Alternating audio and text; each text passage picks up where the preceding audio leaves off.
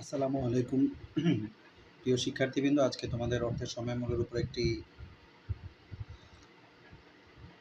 অঙ্ক নিয়ে আমরা আসছি। তো অঙ্কটি হচ্ছে আমাদের অর্থের সময় মূল্যের বিভিন্ন বিষয় যেগুলো থাকে সেগুলোকে কেন্দ্র করে মূলত অঙ্কটি উপস্থাপন করার চেষ্টা করা হয়েছে।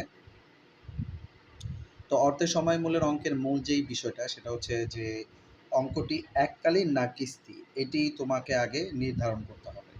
এককালীন তুমি বুঝবে কিভাবে? এককালীন হচ্ছে যে টাকা পয়সা একবারই পাওয়ার কথা বলবে অথবা একবারই দেওয়ার কথা বলবে। এখানে বারবারের কোনো বিষয় হবে না যে আমি ব্যাংকে টাকা জমা রাখলাম 10 বছর পরে কত পাবো, অথবা 10 বছর পরে আমি এত টাকা পেতে চাই, এখন আমাকে ব্যাংকে কত টাকা জমা রাখতে হবে, এরকম একটি বিষয় আর কি এখানে থাকবে। টাকা পয়সা একবারই জমা দেওয়া বা একবারই উত্তোলনের কথা উল্লেখ থাকবে।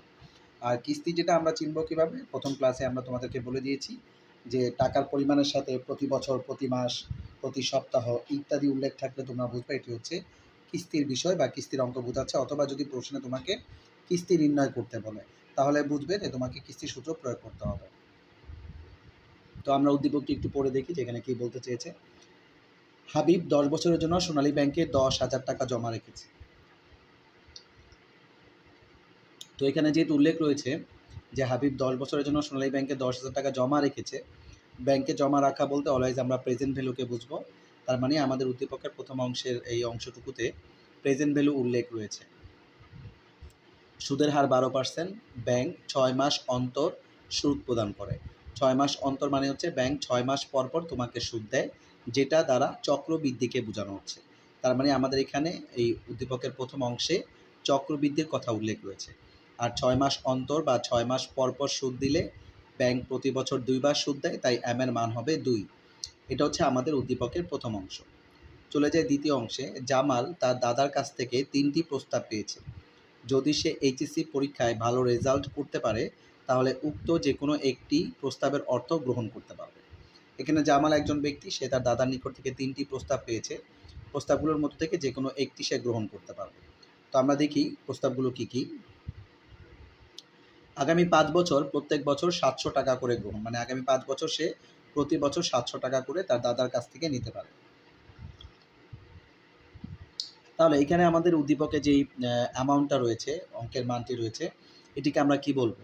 এটি হচ্ছে, যেহেতু আমাদের টাকার পরিমাণের সাথে প্রত্যেক বছর উল্লেখ রয়েছে, তাহলে অবশ্যই আমরা বুঝবো এটি হচ্ছে আমাদের কিস্তির মান উল্লেখ রয়েছে। তার মানে এখানে আমাদের যেটাই বের করতে বলুক না কেন আমাকে কিস্তির সূত্র প্রয়োগ করতে হবে। দ্বিতীয় প্রস্তাব, আগামী 5 বছরে এক এক বছর এক এক রকম টাকা তিনি তার দাদার কাছ থেকে নিতে পারেন। 1100, 900, 700, 500 এবং 300 টাকা, মানে এক এক বছর এক এক রকম অর্থ তিনি তার দাদার কাছ থেকে নিতে পারেন। তাহলে আমাদের উদ্দীপকের দ্বিতীয় প্রস্তাবে যে অর্থের মানটি রয়েছে, মানগুলো রয়েছে, এগুলো হচ্ছে আমাদের অবশ্যই, যেহেতু এক এক বছর এক এক রকম অর্থ এখানে উল্লেখ রয়েছে, তাহলে এগুলোকে আমরা বলবো অসমান কিস্তি। তার মানে আমাদের উদ্দীপকের দ্বিতীয় প্রস্তাবে অসমান কিস্তির মান উল্লেখ রয়েছে। 3 নাম্বার প্রস্তাবে বলা হচ্ছে আজকে 2,825 টাকা গ্রহণ। সে যদি আজকে নিতে চায়, আজকে তার দাদার কাছ থেকে 2,825 টাকা নিতে পারে। তার মানে এখানে এই প্রস্তাবটি হচ্ছে, যেহেতু আজকে সে নিতে পারে টাকাটা, এটি হচ্ছে অবশ্যই আমাদের জন্য বর্তমান মূল্য বা প্রেজেন্ট ভ্যালু। সুযোগ ব্যয়ের হার 9%, মানে 3টা প্রস্তাবের ক্ষেত্রে আমাদের সুদের হার বা পার্সেন্টেজ হচ্ছে 9%।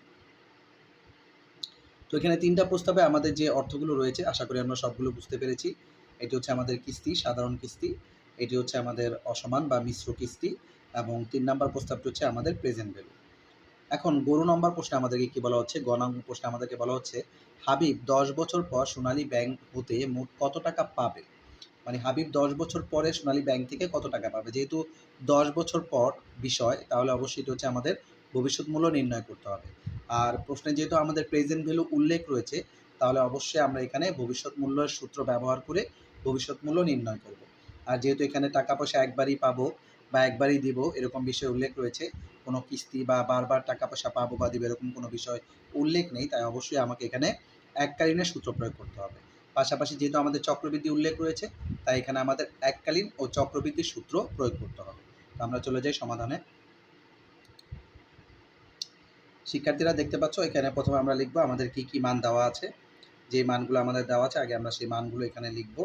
যে দেওয়া আছে PV equal to 10,000, I equal to 12%, যেটাকে আমরা 100 দিয়ে ভাগ করে সবসময় দশমিকে নিব, অ্যান্ড সময় হচ্ছে আমাদের 10, আর চক্রবৃদ্ধি এম এর মান হচ্ছে আমাদের 2। আমাকে বের করতে হবে এফবি। তো আমরা জানি আমাদের এককালীন অর্থের ক্ষেত্রে এটি হচ্ছে আমাদের এফবি সূত্র, FB equal to PB into 1+i/m power nm। তো সূত্রের আমরা যখন মান বসালাম, এই যে আমরা সূত্রের মধ্যে দ্বিতীয় লাইনে আমরা মান বসালাম। তো মান বসানোর পরে 3 নাম্বার লাইনে দেখো আমাদের কাজটা কি, সেটা হচ্ছে আমাদের এই যে এই ভাগের কাজটুকু আগে করে নিতে হবে। 0.12কে 2 দিয়ে ভাগ করলে আমাদের 0.06 আসবে, আর 10 দুগুণে 20। এরপর লাইনে আমরা এটাকে যোগ করে পাওয়ার করলাম, পাওয়ার করলে আমাদের রেজাল্ট চলে আসলো 3.2071, আর 10,000-এর সাথে এটি গুণ করলে আমাদের রেজাল্ট চলে আসছে 32,071 টাকা। তার মানে উনি 10 বছর পরে 10,000 টাকা জমা রাখলে 10 বছর পরে উনি 32,071 টাকা পাবেন। এইভাবে আমরা ক্যালকুলেশন অনেকে অনেকভাবেই করতে পারো, সংক্ষেপেও করতে পারো, বাট আমি ডিটেলসটা দেখিয়ে দিলাম, তোমরা হচ্ছে সংক্ষেপে নিজেরা কীভাবে করবে সেটা বুঝতে পারলে তোমরা নিজেরাই করতে পারবে। এর হচ্ছে আমাদের উদ্দীপকের প্রথম অংশের ক্যালকুলেশন আমরা দেখালাম, বা প্রথম অংশটুকু আমরা সমাধান করলাম। এরপরে চলে যাই আমরা দ্বিতীয় অংশ। গ নং প্রশ্নে আমাদেরকে বলা হচ্ছে যে জামালের কোন প্রস্তাবটি গ্রহণ করা উচিত তা বিশ্লেষণ করো। জামাল তার দাদার নিকট থেকে যে 3টি প্রস্তাব পেয়েছে, সেই 3টি প্রস্তাবের মধ্যে কোনটি তার গ্রহণ করা উচিত সেটির বিষয়ে তোমাকে সিদ্ধান্ত দিতে বলছে। তো এখানে আমাদের যে প্রস্তাবগুলো রয়েছে, প্রথম প্রস্তাব হচ্ছে কিস্তির মান,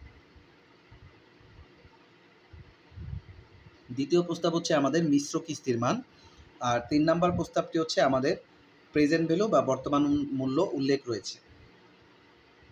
তো প্রস্তাবের অঙ্কগুলোর ক্ষেত্রে এরকম যদি একাধিক অপশন থাকে বা একাধিক প্রস্তাব থাকে, তখন তুমি দেখবে যে কোনো এখানে প্রেজেন্ট ভ্যালু বা ফিউচার ভ্যালু কোনো প্রস্তাবে দেওয়া আছে কিনা। যেই প্রস্তাবটি প্রেজেন্ট ভ্যালু বা ফিউচার ভ্যালু দেওয়া থাকবে সেই প্রস্তাবটির আমরা কোনো কাজ করব না। বাকি প্রস্তাবগুলোকে আমি হয় প্রেজেন্ট ভ্যালুতে রূপান্তর করবো, না হয় ফিউচার ভ্যালুতে রূপান্তর করব। এটা ডিপেন্ড করবে প্রশ্নে কোন প্রস্তাবটা প্রেজেন্ট ভ্যালু বা ফিউচার ভ্যালু রয়েছে। তো এখানে যেহেতু আমাদের 3 নাম্বার প্রস্তাবটি আমাদের প্রেজেন্ট ভ্যালু, তাই 1 এবং 2 নাম্বার প্রস্তাবকে আমি প্রেজেন্ট ভ্যালুতে রূপান্তর করব। তাহলে 3টা প্রস্তাবের মূল্য আমাদের একই হয়ে যাবে এবং আমার সিদ্ধান্ত নিতে এখানে সুবিধা হবে।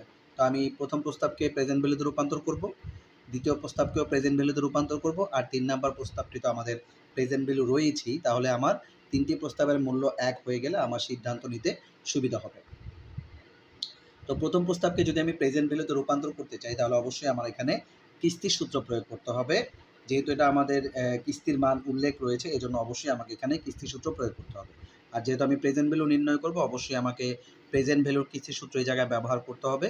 এখন কথা হচ্ছে আমাদের এখানে কিস্তি তো 2 রকম হয়, শুরু এবং শেষে। এখানে প্রশ্নে কিন্তু আমাদের কোনো কিছু উল্লেখ নাই, তাই অবশ্যই আমরা শেষের সূত্রটা এই জায়গায় প্রয়োগ করব। যদি প্রশ্নে কোনো কিছু উল্লেখ না থাকে শিক্ষার্থীরা, তাহলে অবশ্যই প্রেজেন্ট ভ্যালুর কিস্তির তোমরা শেষের সূত্রটি প্রয়োগ করবে। তো আমরা দেখে আসি সমাধানটা।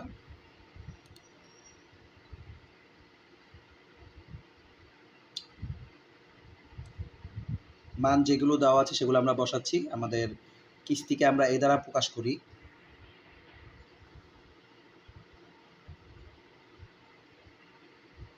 এর মান আমাদের রয়েছে 700 টাকা, আই ইকুয়াল টু 9%।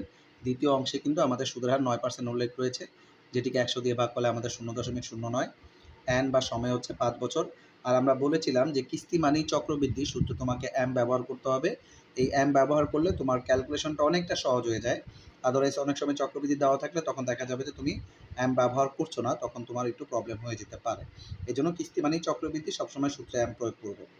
তো আমরা এখানে আমাদের কিস্তি যেভাবে বলবে চক্রবৃদ্ধিও সেভাবেই হবে। যেহেতু আমাদের কিস্তির মান প্রতি বছর উল্লেখ রয়েছে, তাই আমাদের প্রতি বছর এম এর মান হবে 1, সেজন্য আমরা এম এর মান 1 ব্যবহার করেছি, আর আমাকে বের করতে হবে প্রেজেন্ট ভ্যালু। তো আমরা কিস্তির ক্ষেত্রে প্রেজেন্ট ভ্যালুর যে শেষের সূত্রটি, সেটি আমরা লিখলাম। লেখার পরে 2 নাম্বার লাইনে আমরা মান বসালাম। তো মান বসানোর পরে আমাদের যে কাজ, সেটা হচ্ছে যে এখানে যে ভাগের কাজগুলো আছে, এই ভাগের কাজগুলো আমরা করে নিব। তো 0.09কে 1 দিয়ে ভাগ করলে 0.09 আসবে, যেটা আমরা লিখলাম এই 2 ক্ষেত্রেই। পরবর্তী লাইনে এসে আমরা 1 যোগ 0.09 এটিকে যোগ করে নিলাম।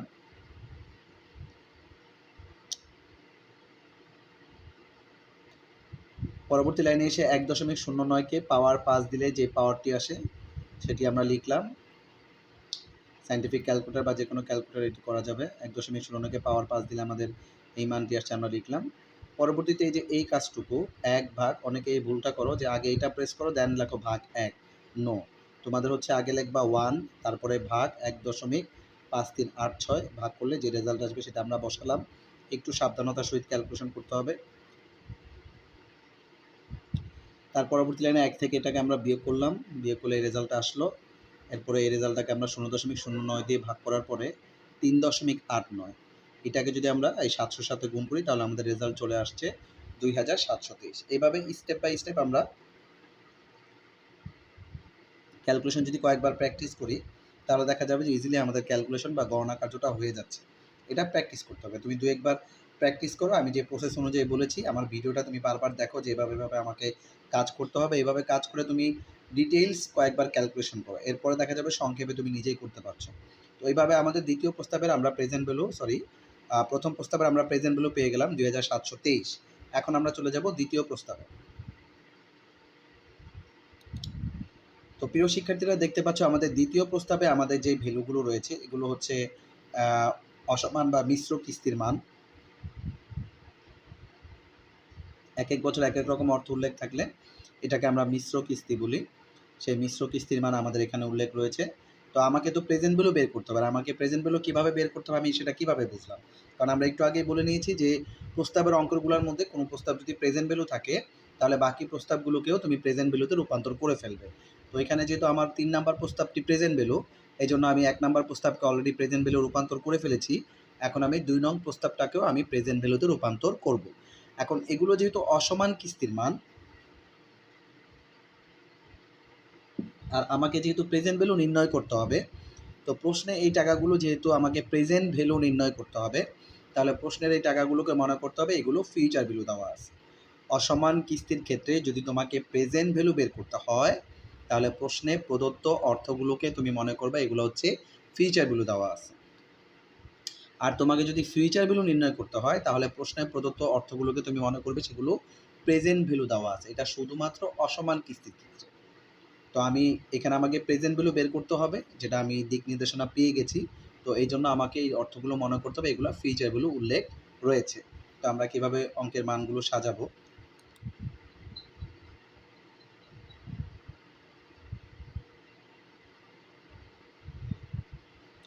তো আমরা বলেছিলাম যে আমরা মনে করতে হবে যেগুলো আমাদের ফিউচার ভ্যালু উল্লেখ রয়েছে। তো এখানে আমরা আমাদের মানগুলো লিখলাম, দেওয়া আছে FB1 এত, FB2, FB3, এক এক বছরের ফিউচার ভ্যালুকে আমরা এভাবে নাম্বারিং করে করে লিখলাম। আয় সুদের হার তো আমাদের সেই 9%ই, এন সময় হচ্ছে আমাদের টোটালি 5 বছর। এর পরবর্তীতে এসে আমরা হচ্ছে হলো গিয়ে সূত্র লিখব। এটা হচ্ছে আমাদের অসমান কিস্তির প্রেজেন্ট ভ্যালুর সূত্র, যেটা এখানেও আমাদের শুরু এবং শেষের একটা বিষয় রয়েছে। তো যেহেতু আমাদের এখানে কোনো কিছু উল্লেখ করে নাই তাহলে অবশ্যই আমাদেরকে শেষের সূত্রটি প্রয়োগ করতে হবে। তো এই হচ্ছে আমাদের সূত্র বসানোর পরে আমরা হচ্ছে এই যে মান বসালাম। এভাবে সূত্রটা আমরা সংক্ষেপে লিখব, FB1 1 যোগ i power 1, FB2 divided by 1 যোগ i power 2 plus dot dot FBn 1 যোগ i পাওয়ার n। যখন মান বসাবো তখন আমাদেরকে ডিটেইল মান বসাতে হবে।